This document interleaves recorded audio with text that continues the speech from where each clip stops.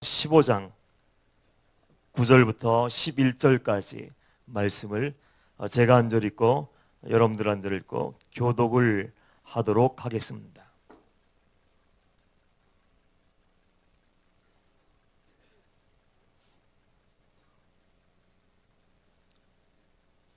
고린도전서 15장 9절. 나는 사도 중에 가장 작은 자라. 나는 하나님의 교회를 박해하였으므로 사도라 칭함받기를 감당하지 못할 자니라.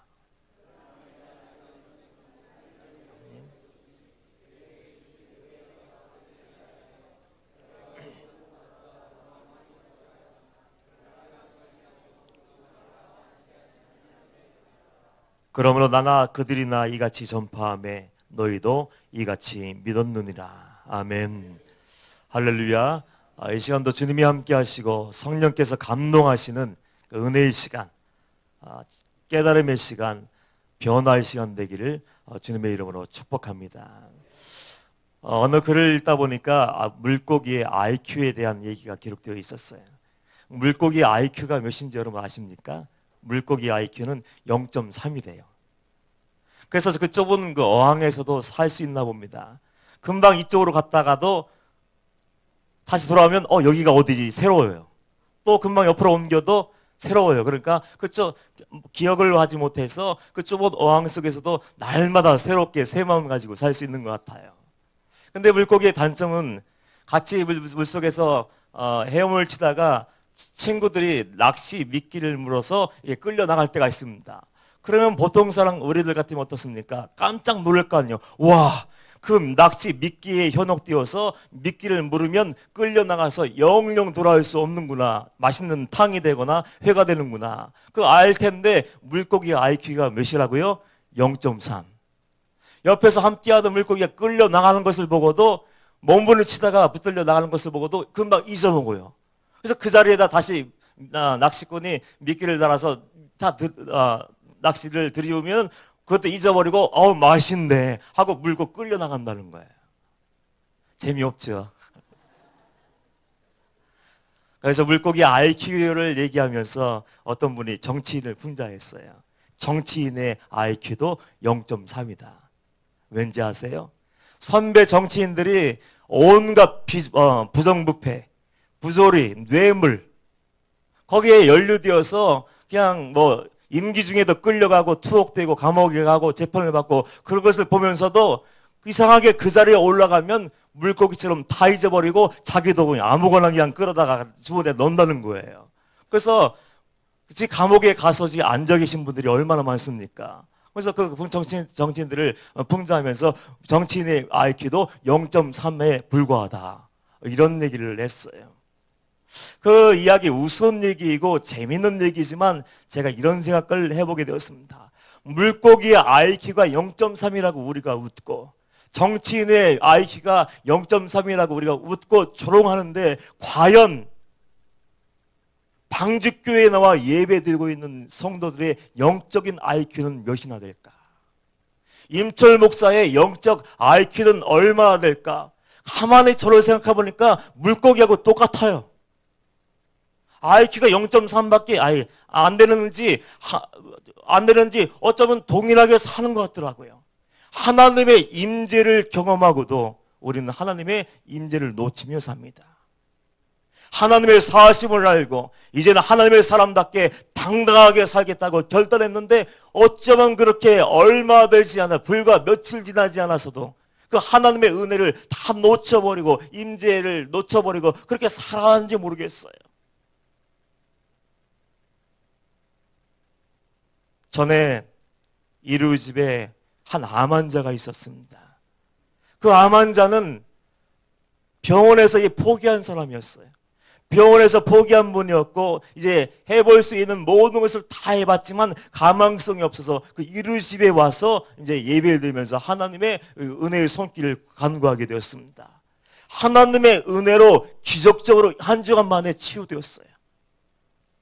내가 사형 선고를 받은 것 같이 병원에서 당시 이제 끝났다 이제 불과 며칠 남지 않았으니까 집에 가서 마무리하라 그렇게 사망의 음치형 골짜기를 걸어가다가 하나님의 은혜로 돌아오게 되었어요. 그러면 어떤 마음을 가져야 됩니까? 그래, 나는 이미 죽었던 자이고 나는 소망이 없던 자이기 때문에 하나님의 은혜로 살며 하나님을 두려워하며 주님 앞에서 두렵고 떨림으로 매일매일 살얼음판을 걷는 것처럼 외줄타기 하는 심정으로 하나님의 임재를 놓치지 않고, 그래 하나님의 시선을 두려워하며 살자, 그 마음 가지고 살아야 정상이 아닙니까? 그런데 이상해요. 사람들은 그 순간만 모면하고 그 위기의 순간만 피하면 마음이 풀어지는지 그 치유되고 회복되어서 건강한 삶을 살게 되고, 병원에 가서 진단해 봤는데 당신 몸에는 이제 암세포가 하나도 존재하지 않습니다. 완치 판정을 받았음에도 불구하고 사람들은 이상해요. 금방 마음이 녹아져 버리고 옛날 삶의 방식으로 돌아가요. 그 성도님도 그랬습니다. 처음에는 그 은혜가 강렬했어요. 그래서 예배 시간 빠지면 아주 죽는 줄 알고 그 예배 온 마음 다해서 나와서 예배드리고, 혹시라도 지방에 출장을 가게 되면 새벽같이 교회에 와서 새벽 예배를 드리며 하나님께 감사의 예물도 드리며, 하나님 제가 부득이하게 오늘 제가 출장에 가게 해서 예배를 참석할 수 없으니 미리 와서 예배드리고 갑니다. 그런 마음으로 예배를 드렸는데 어느 순간부터 보이지 않아요. 어디 갔을까? 또 출장 갔나? 무슨 피치 못할 사정이 있었는가? 그런데 애석하게도 다시 실려왔어요. 환자의 모습으로. 제 발로 걸어온 것이 아니라 환자의 모습으로 실려와서 거기에 누워지게 됐습니다. 그래서 안타까운 심정에 아마 그 전사님과 목사님이 물었던 것 같아요. 아니 성도님, 어떻게 된 겁니까? 당신은 하나님의 만져주심으로 깨끗하게 치유받았고 병원에 가서도 모든 조사를 다 했는데 완벽한 완치 판정을 받았는데 어떻게 이렇게 되었습니까? 구구절들 이야기하는 거예요. 하나님의 만져주심으로 내가 치유되었을 때, 그때 마음은 내가 죽어도 하나님을 은혜를 놓치지 말자, 죽어도 내가 무슨 일이 있어도 하나님만 바라보고 살자, 그 마음을 가지고 살았는데 어느 순간부터 마음이 한 걸음씩 한 걸음씩 하나님에게서 멀어지고 하나님을 두려워하는 마음도 사라지고 하나님을 더 이상 무서워하지 않게 되고 옛날 삶의 방식으로 돌아가서 옛날 내가 만났던 사람들 만나고, 옛날 붙들었던 것 내가 붙잡고, 내가 옛날에 봤던 것 보고, 옛날에 내가 마셨던 거 마시고, 그러면서 옛날 사람들과 만나서 그렇게 지냈다는 거예요. 처음에는 가슴이 두근거리고 내가 이래도 되나 떨리는 마음도 있었는데 아무렇지도 않더래요. 그래서 한 걸음 나가서 술 한 잔 기울여 봐도 아무렇지도 않다는 거예요. 그래서 내가 이전에 즐겼던 모든 죄악의 낙을 하나씩 다시 붙들고 그렇게 살아보아도 하나님은 아무런 말씀도 안 하시고 몸도 건강도 아무렇지도 않더라는 거예요. 그래서 이제 괜찮은가 보다 하고 한 걸음 한 걸음 더 나가다 보니까 어느 순간 다시 나도 모르게 이렇게 병이 다시 재발하게 되었고, 이제는 더 이상 서 있을 수 없는 그 상황이 되었습니다. 하나님의 은혜를 아는 사람들은요, 하나님의 은혜를 절대로 놓치면 안 돼요. 하나님의 은혜로 사신 분, 하나님의 은혜로 지금까지 지내오신 분들은 하나님의 은혜를 절대로 빼앗겨서는 안 됩니다. 그걸 놓치면 끝나는 거예요. 하나님은 사랑의 하나님이고, 천년을 하루같이 인내하시면서 죄인들이 회개하고 아버지께 돌아와 마음을 생각을 고쳐먹고 삶의 태도를 바꾸고 하나님의 사람으로 회개하고 돌아오기를 기대하시지만, 그러나 하나님은 무서운 분이에요. 은혜를 베풀고 용서해 주고 그를 다시 받아주고 그 살 수 없는 그 소망이 없는 사람들을 살려주었는데도 불구하고, 예수 그리스도의 흔적을 가지고 하나님의 사하심을 맛보았는데도 불구하고 하나님을 두려워하지 않고 그 임재를 놓쳐버리고 내 마음대로 살아갈 때는요, 하나님은 진노의 하나님, 무서운 하나님이더라고요. 제가 여러분을 겁주고 협박하는 것이 절대로 아니에요.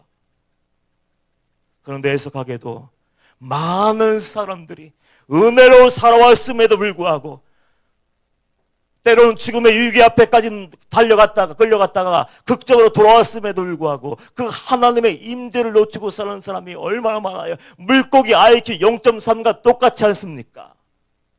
하나님의 말씀을 듣고 놀라요. 이렇게 살면 안 되겠구나. 그 말씀이 내 심령을 쪼개어서 이제는 불순종의 삶을 청산하고 하나님 말씀대로 순종하며 살아야지. 깨달았지만 어떻습니까? 말씀을 알고 있지만 알고 있음에도 불구하고 그 말씀대로 살아내지 못하는 것이 우리의 삶이 아닙니까? 어떤 사람은 회개해요. 눈물을 펑펑 흘리고 하나님 이제는 내 마음대로 살지 않을게요. 내 생각을 붙들고 세상의 지식을 붙들고 내 경험을 이성을 붙들고 살지 않고 이제는 하나님의 말씀대로 죄를 멀리하고 죄를 부끄러워하고 죄를 두려워하는 마음을 가지고 하나님 앞에 살게요. 그렇게 회개하고 어떻습니까? 얼마 지나지 않아서 두려움도 사라지고 은혜도 사라지고 치유의 흔적도 다 사라지고 회개의 눈물로 메말라버리고 여전히 그 옛날에 살던 그 삶의 자리로 돌아가서 여전히 세상 사람과 동일한 삶을 살고 있는 것이 우리의 모습이 아니에요. 받은 은혜가 크고 많음에도 불구하고 하나님의 은혜를 매일매일 망각한 채 감사하지도 않냐고 하나님께 영광 돌리는 삶을 살아내지 못하고 원망하고 불평하며 더더더 하나님께 요구하며 이미 주어진 것에 대해서 감사하지 못하고 받지 못한 것에 대해서 불평하고 사는 것이 우리 모습이잖아요. 어느 시골에 한 집사님이 있었답니다. 옛날에 그 시골에 돼지를 많이 키웠던 것 같아요. 그 돼지를 키웠는데 어느 날 키우던 암돼지 한 마리가 새끼를 낳았어요. 그래서 8마리의 새끼를 낳습니다. 몇 마리까지 가능한지 모르겠지만 8마리 낳았어요. 많이 낳지 않습니까? 그래서 8마리 낳았어. 그 소식을 듣고 목사님이 찾아가서 그 축복을 해줬대요. 아이고 집사님이 키우시던 그 돼지가 8마리나 낳았네요. 하고 아이고 하나님의 은혜입니다. 하나님의 은혜입니다. 이렇게 얘기했는데 그 집사님이 목사님의 그 축복의 말을 듣고 이렇게 얘기하더래요. 아이 목사님 그런 소리 하지 마세요. 속상해 죽겠어요. 왜요? 글쎄 옆집 아무개가 키우던 돼지가 같은 날 새끼를 낳았는데 12마리 낳았어요. 12마리. 그런데 난 8마리가 뭐예요? 하나님 이러실 수 있어요? 예수 안 믿는 사람 12마리고 예수 믿는 사람 8마리 이게 말이 됩니까? 그러면서 감사하지 못하고 그렇게 불평하더래요. 그 축복해주러 갔던 목사님 마음이 상해서 돌아왔어요. 그런데 하나님이 그 얘기를 들으셨는지 며칠 지나지 않아서 또 암돼지 한 마리가 새끼를 낳는데 이번에 14마리를 낳았어요. 14마리. 이 정도면은 아멘 할렐루야 8마리가 아니고 14마리요. 와 옆집 그 예수 안 믿는 사람마다 역시 하나님은 살아계서 12마리가 아니고 14마리 낳네. 하나님 감사합니다. 그 얘기 듣자마자 목사님 무슨 죄가 있어요? 또 찾아가서 돼지우리에 가서도 아이고 집사님 하나님이 은혜 주셨네요. 축복하셨네요. 열심히 얘기했더니 그 집사님 얼굴이 또 안색이 어두운 거예요. 목사님 그런 소리 하지 마십시오. 속상합니다. 왜요? 아니 옆집 12마리 낳았는데 집사님 이제 14마리 하나님이 주셨지 않냐. 14마리나 낳았으니 하나님이 당신 은혜 주신 거 아니냐. 감사해야 되는 거 아니냐. 그러니까 그런 얘기 하지 마십시오. 한 20마리 정도는 주셔야 감사가 나오죠. 그런 얘기를 하더라요. 하나님이 내게 주신 은혜가 많아요.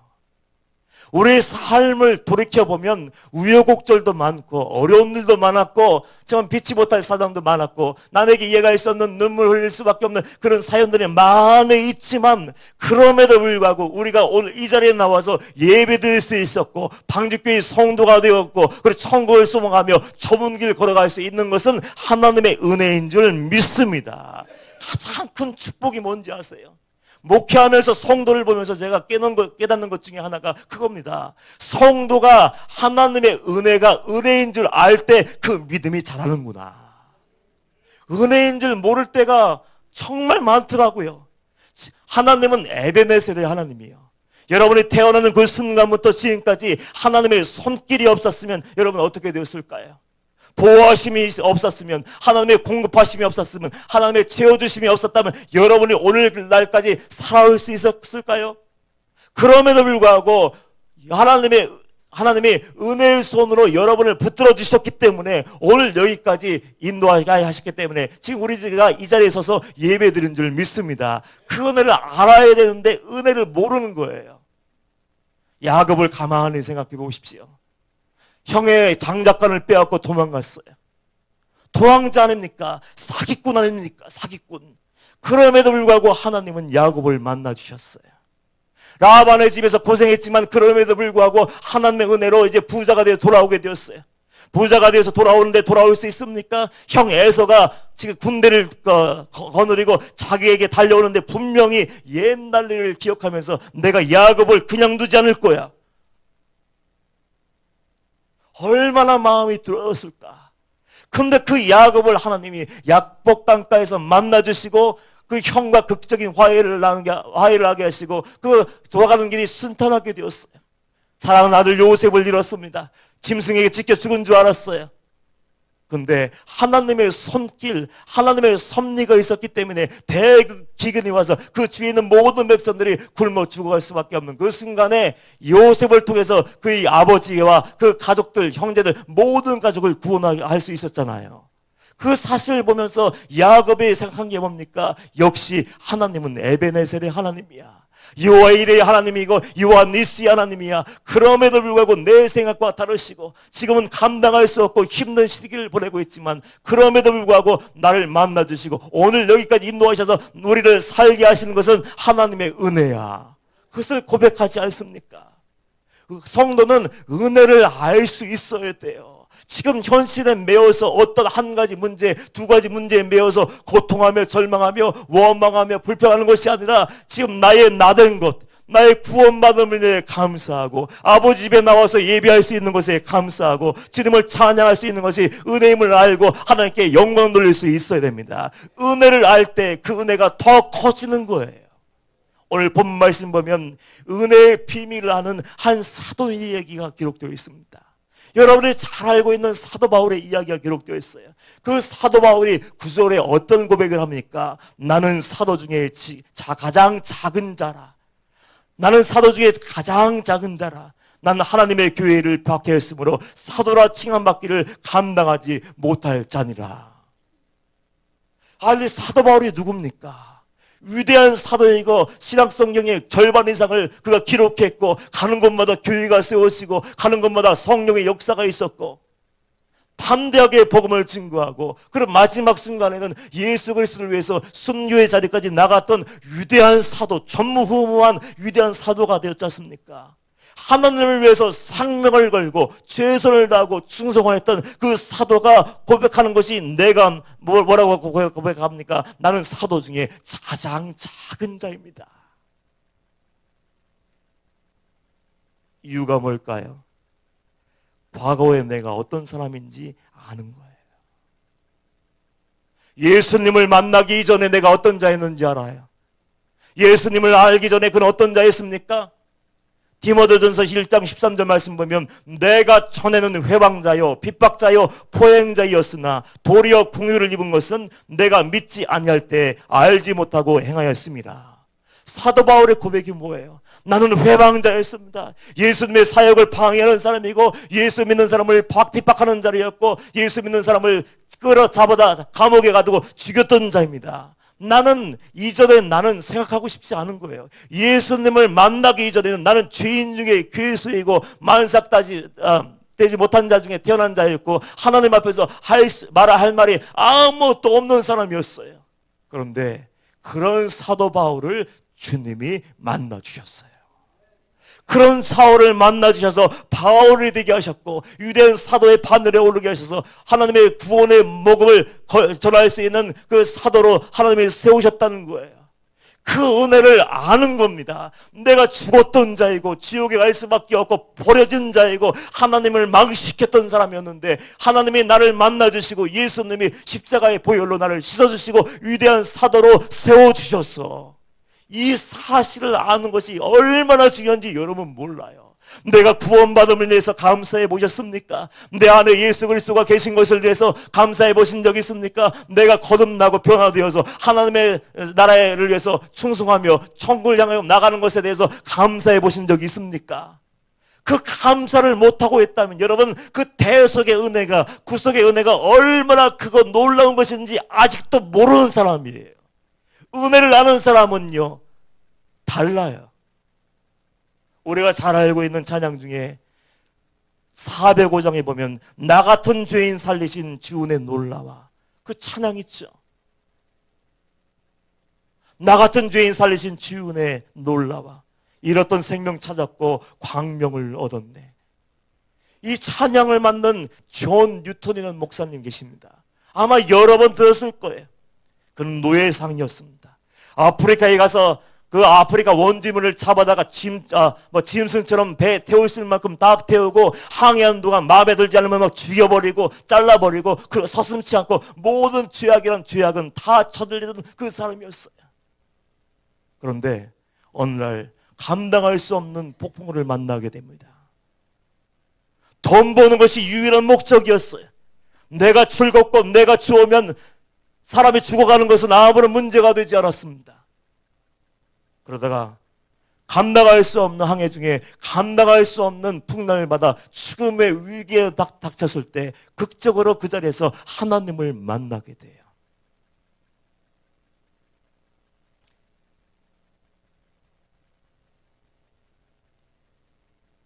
그래서 그는 하나님을 만나서 완전히 새로운 사람이 되었습니다. 하나님의 은혜가 정말이고 예수 그리스도의 십자가의 만남이 진짜이고 회개가 진정이라면 그 사람은 달라질 수밖에 없어요. 하나님, 나 같은 죄인을 하나님이 만나주셨네. 나 같은 살인자이고 나같이 범죄자 중에 범죄자이고 세상에서 나저 인간 말종의 삶을 살고 나만을 위해서 내 배를 위해서 돈을 위해서 서슴지 않고 사람을 짓밟고 죽였던 나를 하나님이 만나주셨네. 나를 나의 죄를 다 씻어주기 위해서 예수님이 십자가에서 마지막 피 한 방울 물 한 방울 다 흘려주셨네. 그 은혜가 무엇인지 아는 사람은 싹 달라질 수밖에 없는 거예요. 우리가 변화가 없는 이유는, 우리가 거듭남이 없는 이유는요, 은혜가 은혜인 줄 모르는 거예요. 그 은혜가 어떤 것인지 안 뉴턴은 완전히 새 사람이 되어서 변화된 삶을 살았고 일평생 예수 그리스도만 증거하는 그 종의 사명을 감당하게 되는 거예요. 그는 설교할 때마다 이런 말을 했답니다. 내가 다음에 천국에 가면 세 가지 때문에 정말 놀라게 될 거야. 왜냐면 첫째는 그곳에 갔을 때 당연히 있을 것이라고 생각했던 그 사람이 없는 것. 두 번째는 당연히 그 자리에 없어야 될 사람들, 와서는 안 될 사람이라고 생각했던 그 사람들이 거기에 와서 있는 것. 그리고 세 번째 가장 놀라운 것은 나 같은 죄인이, 용서받지 못할 죄인이 그 천국에 와서 앉아 있는 것. 그리고 노인이 되었을 때 그 뉴턴은 항상 이렇게 얘기했습니다. 점점 기억이 희미해지고 모든 것을 잊어갈 때마다, 그는 입을 열 때마다 이렇게 얘기했대요. 내가 다른 것은 다 잊어버린다 할지라도 이 한 가지는 결코 잊을 수가 없다.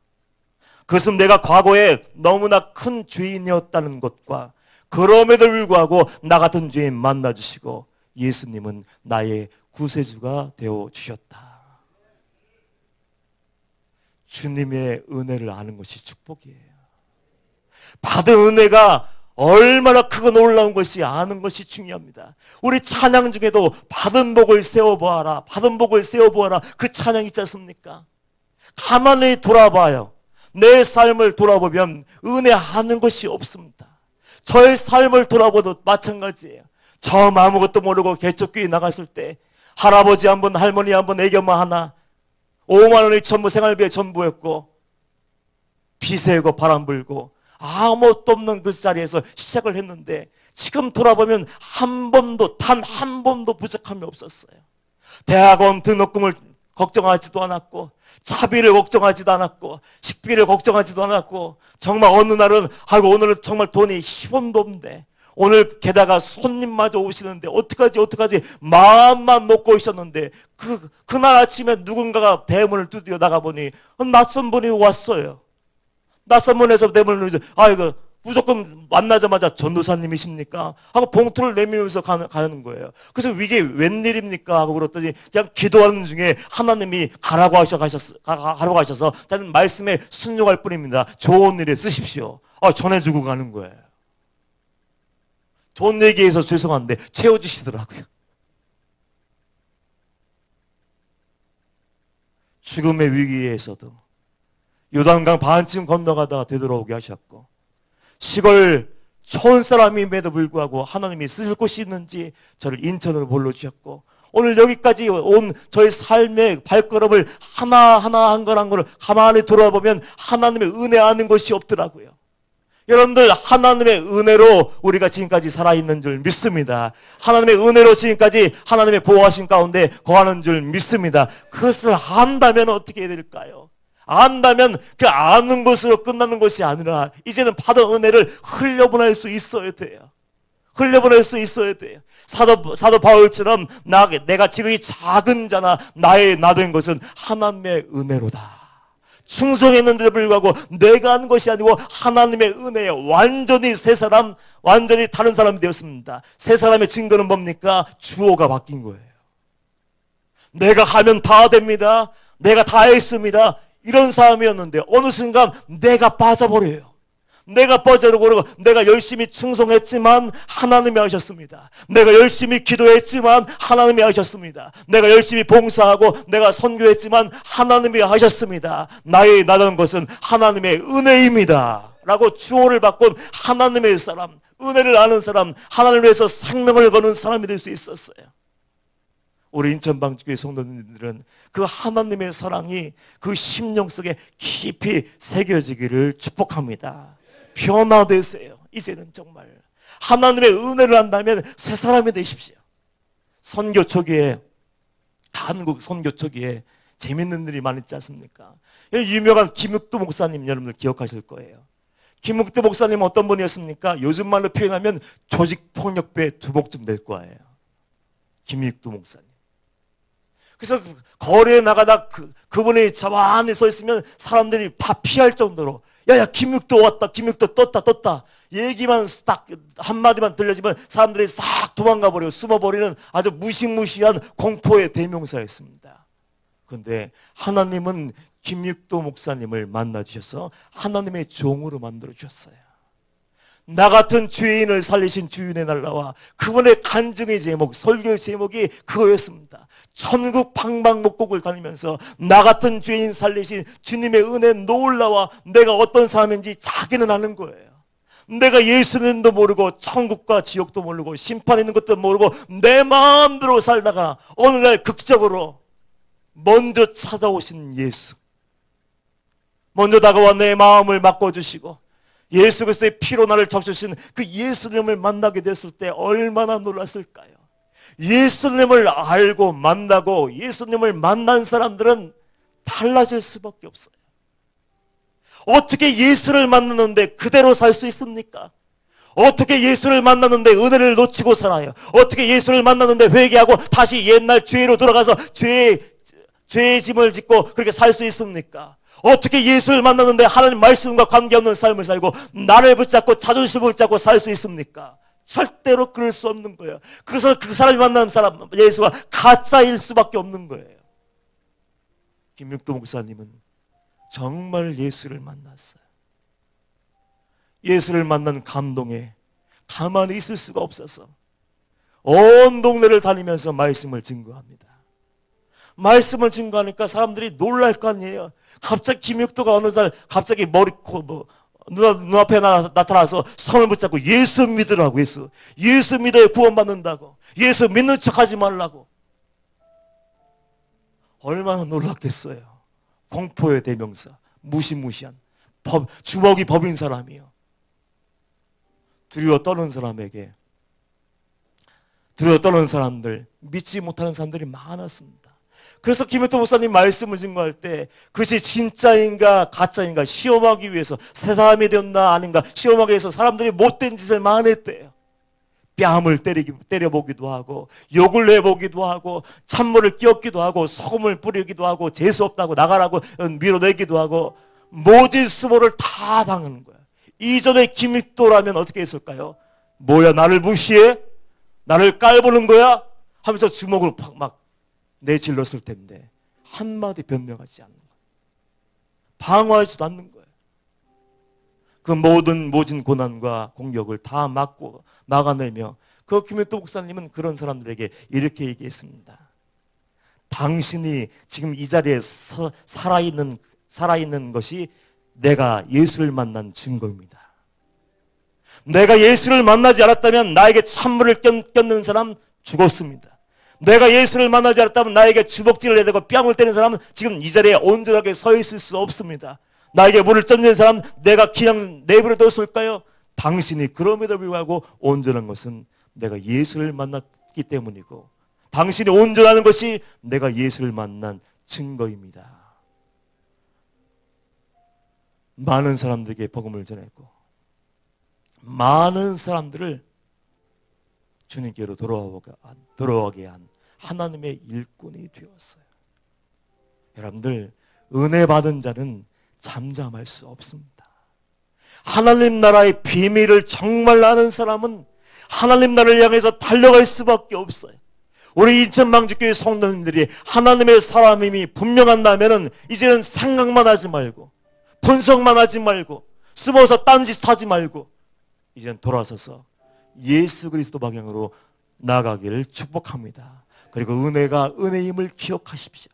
절대로 어떤 순간이 와도 어떤 이익을 사단이 제안한다 할지라도 사람들이 다 나를 떠난다 할지라도 그것이 하나님의 뜻과 위배되면 다 던져버리고 하나님의 기쁨이 되기 위해서 여러분의 생명을 내어드리십시오.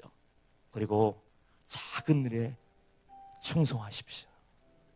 우리 6월 11일 6월 둘째 주일 동행 프로젝트가 있습니다. 그냥 교회 문을 다 닫아버리고 그냥 아무 생각 없이 아무 교회나 정해서 예배드리고 뚝딱 예배드리고 오는 것은 소용이 없어요. 지금부터라도 여러분 아마 주복 간지에 그 교회들이 다 소개되어 있을 겁니다. 기도 제목. 그 교회를 미리 정하십시오. 이 미리 정해져 있으면 그 교회를 품고 기도하십시오. 하나님, 내가 가서 그 교회에 가서 은혜 받게 하시고 그 교회가 변화되게 하시고 필요하다면 그 종도 새롭게 하셔서 하나님을 알고 하나님 나라의 복음을 증거하게 하여 주옵소서. 품고 기도하고 가는 거예요. 기쁜 마음으로 나가는 거예요. 하나님은 대단한 걸 원하지 않으셔요. 지극히 작은 것에 충성할 때 하나님은 기뻐하시는 분이에요. 그래서 그렇게 동행에 참여하시고 그리고 동행할 때마다 우리 청년부에서 사랑의 바자회를 합니다.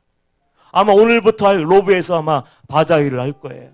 그 전체 수익은 한 교회를 정해서 전액을 다 그 교회에 다 헌금을 합니다. 헌금을 하든지 필요하다면 악기도 사주고 필요하다면 마이크도 사주고 다 100% 다 지원이 돼요. 10원 하나 남기지 않습니다. 일부 예배에 참석하신 성도님들, 우리 인천방주교회 성도님들 거룩한 부담감을 가지십시오. 내가 하나님의 사람이라면 하나님의 은혜로 구원받았고 천국 길을 걸어간다면 그 사랑에 동참하십시오. 금액은 중요하지 않습니다. 감동되는 대로 형편대로 그냥 참여하면 되는 거예요. 그럴 때 그 은혜의 문은 더 커지고 하나님은 가까이 다가오시고 내 손을 붙들어주시고 성도의 삶을 살게 될 것이고 그리고 여러분들도 달려갈 길 다 달린 후에 사도 바울처럼 이렇게 고백할 수 있을 거예요. 나의 나 된 것은 하나님의 은혜입니다. 주어가 바뀐 사람, 내가 빠지고 하나님이 주어가 되고 하나님의 영광을 위해서만 존재하는 그 믿음의 사람들 되시기를 주님의 이름으로 축복합니다. 우리 찬양할까요? 나 같은